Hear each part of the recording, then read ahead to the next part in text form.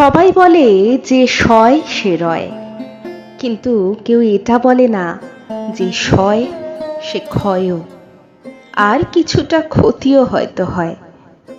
সবাই আপনার ধৈর্যের বাহবা দেবে, সহ্যের কদর করবে, মানিয়ে নেওয়ার জ্ঞান দেবে, নিজেদের সহ্য সীমার গল্প শোনাবে, কিন্তু ভেতরে ভেতরে শেষ হয়ে যাওয়া আপনিটাকে কেউ আবিষ্কার করবে না। সবাই আপনার বদলে যাওয়াটাই দেখবে, বদল হওয়ার কারণটা খুঁজবে না। পুড়ে ছাই হয়ে যাওয়া মনটাকে কেউ জল দিয়ে শান্ত করবে না, বরং সমালোচনা করে আগুনটা আরো উস্কে দেবে। কাটা ঘায়ে মলম নয়, মানুষ নুনের ছিটে দিতে ওস্তাদ।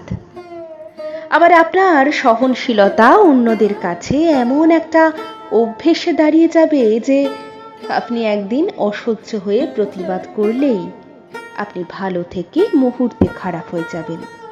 মুখছোড়া আপনার নিমিষেই পরিচিতি হয়ে যাবে স্বার্থপর হিংসুটে বদমায়েশ নামে। আসলে আপনার মুখ বুঝে সইতে সইতে আর রইতে রইতে থাকাটাই অন্যদের কাছে সত্যি স্বাভাবিক হয়ে যায়। তখন আপনি গলা ফাটিয়ে আপনার সঙ্গে হওয়া অন্যায়ের কথা চিৎকার করে বললেও তারা শুনবে না।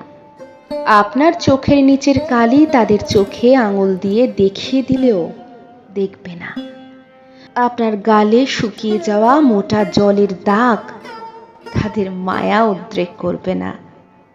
তারা জানে ওর ভীষণ ধৈর্য, ও ঠিক সহ্য করে মানিয়ে নেবে। এতদিন তো মানিয়ে নিয়েছিল, বাকি দিন কেন নয়। তারা কেউ বলবে না পরিবর্তন দরকার।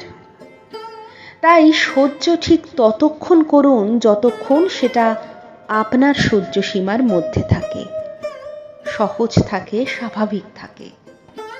অসহনীয় অন্যায় সহ্য করে নিজেকে তিলে তিলে শেষ করায় কোনো পনা নেই, সে রয়ে যাওয়ারও কোনো মানে নেই।